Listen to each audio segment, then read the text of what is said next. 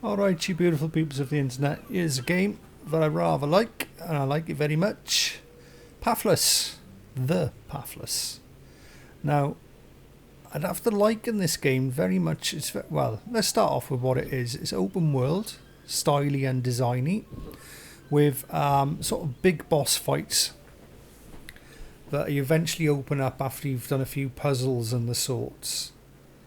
Now, the way you traverse is you hold your left trigger down and she'll start the run. Now, this fills up a meter. When you shoot with your right trigger, she's got an arrow. You can see I'm shooting these things. The aim is automatic. You don't have to aim on anything, you just need to be close enough. And you can see at the bottom of the screen there, I've got a meter that fills up every time I hit one of them. And that essentially allows it to run a bit faster. Now, it's not that important while you're traversing, other than to give you speed to sort of pop around the map quite quickly. But when you get to the boss fight battles, you'll need to use this to basically, you have to chase the boss at the start of the battles. So you have to chase the boss, catch him up, and then sort of take out a few nodules on him. A little bit like Shadow the Colossus. There's a lot of that in this game. But also this game really reminds me of the game called The Journey, which was on the PS3. It did get ported to PS4. Great game. It has that sort of visual art style from The Journey as well, which I really like. Unique sort. It's not quite cell shaded graphics, but it has that sort of unique sort of cell shaded look, without the sort of the outline of cell shadedness. Of course, it runs at a beautiful, smooth, flawless 60 FPS.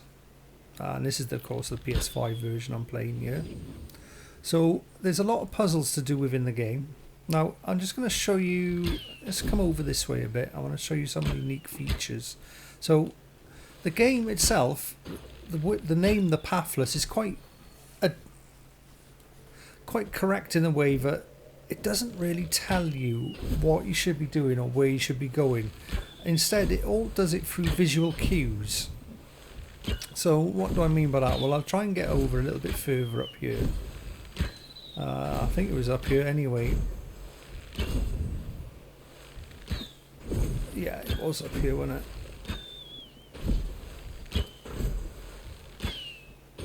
Now, as you can see, this eagle that's with me, or this bird, I'm going to call it an eagle, could be a falcon, I'm not quite sure. But the bird, you won't get that straight away when you join the game, but you will get one of the first powers you get within the first 5 minutes of the game is this one, where you press what would be LB, L1, L bumper, LB I'm going to call it, and you can see things in a different colour. Now this helps you distinguish of where you want to go next. Red areas of places of interest, usually boss fights or puzzles.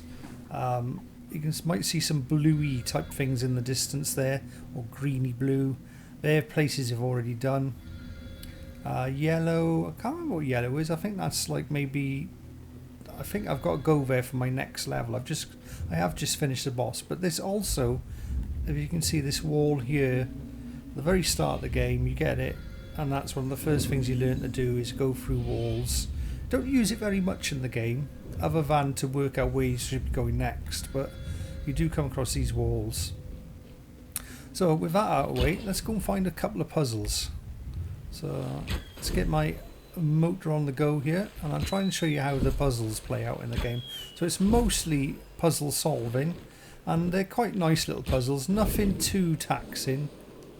They all tend to be visual cue puzzles. You know, you're not really flicking switches and turning dials and trying to solve chess or anything like that. They tend to be... I had one where I had to ring a load of bells in sequence by shooting them. I had one where you got to light torches, but sometimes the torches are hidden in such a way that you have to sort of work out how to light the next torch, and all sort of things like that. Right, let's get over to this shiny thing over here. So I'm not going to show you a boss fight because it's going to take me too long to get there, because I've just finished a boss fight, plus I don't want to spoil them. But essentially, think Shadows of Colossus, but instead of climbing, you're more sort of trying to negotiate and move your way around him and use your arrows to shoot the weak spots. That's kind of more how it works out. But again, like Shadow of the Colossus, it's set out for you've got a certain number of bosses to do, and then hopefully then I haven't finished the game, but then you'll obviously find an end sequence or an end game. Now there is one big overall boss. Apparently he's in that big rock in the sky you can see in the distance there. That's shown to you quite early on. So where are we going? We're going to this thing. It looks like this is going to be a whirlwind, and it's going to take me to the next bit of the game. That's what I'm hoping.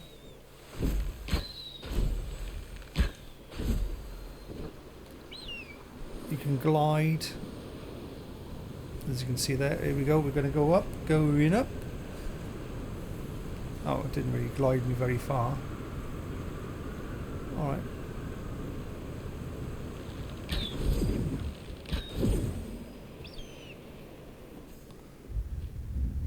Ah, red things. So those would be the towers. Now, the way the game works out, to get to each boss you have to unlock 3 towers which triangulate, which then open up the boss fight, and after you finish a boss fight then it opens up the sort of whirlwinds that you just see me traverse, and that gets you onto the sort of next part of the game. But it's more or less open world. You can decide where you want to go and sort of which bosses you want to do.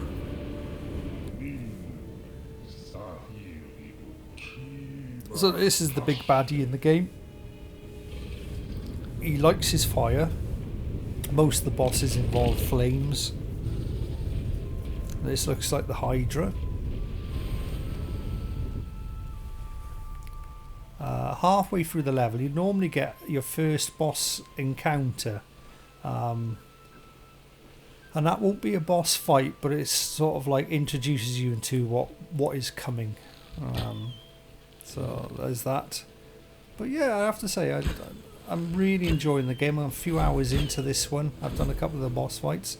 Quite how long the game is I'm not sure, but obviously the game's been out now. I think it's been out a year. I think it was a launch title, so definitely look out for it in the deals. I would say under 15 quid, pick it up. Definitely pick it up. Now it's supposed to be native PS5, but I mean graphically it's not really pushing the PS5 too hard. If we look at the textures and all that type of thing, the grass is quite nice looking, nothing amazing about it. But then this style of graphics, it doesn't tend to be sort of eye-poppingly gorgeous graphics. It's functional, and that's the main thing. Some games don't need to be super high res, super textures and all that. They just need to have a functional graphic interface, which this game does, and it does it well, and I like it. It doesn't use there's no ray tracing. You can see in the distance there the river. If I palm down, oh, and this big flame's coming in, and this is going to be one of those boss. The initial.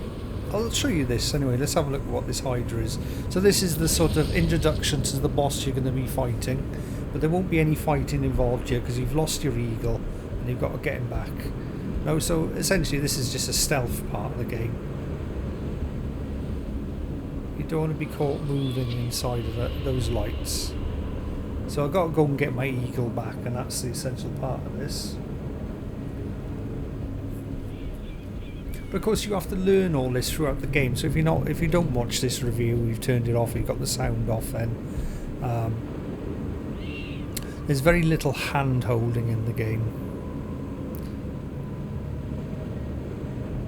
So I'm going to try and get to this eagle.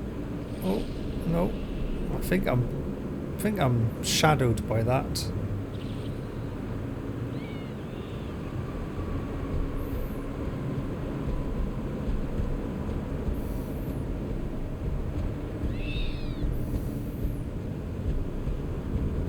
let's just get to my eagle and pet it.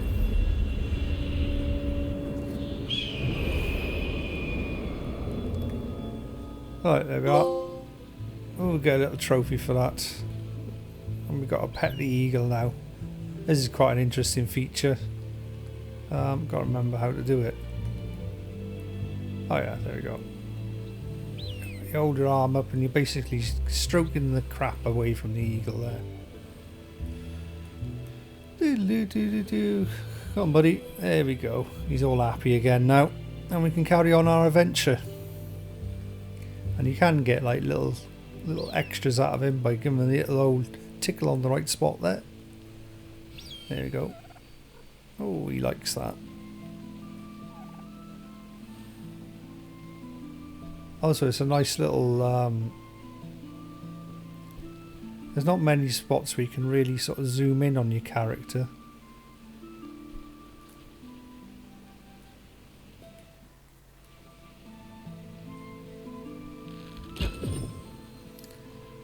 But yeah, here's a little overlook at the Pathless. So like I say, like Journey, bit of Journey in there, a bit of Shadow of the Colossus in there, smooth 60 FPS, unique graphic style, sort of almost cel shaded, open world design with sort of guided waypoints using the colours. You can see over there, there's a yellow spot over there, the red towers I have to go to.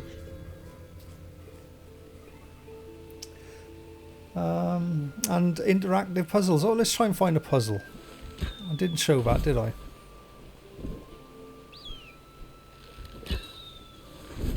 I'm guessing that this yellow thing here is a puzzle. They normally are.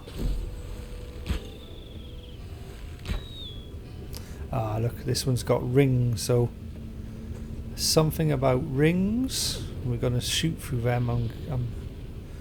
Yeah, here's another one. So that looks like we can get out of that river. It looks like I've got to shoot through that ring. There are, light his eyes. Look, there are. So, like I say, nice little puzzles. And if you look, they've sort of visual cues to them. So there's another one here. Right, how's this one going to work then? There's a rope around this. I mean, I could just shoot through there, but I don't think that's going to cut the biscuit, is it? No, I'm going to need to shoot through more than one.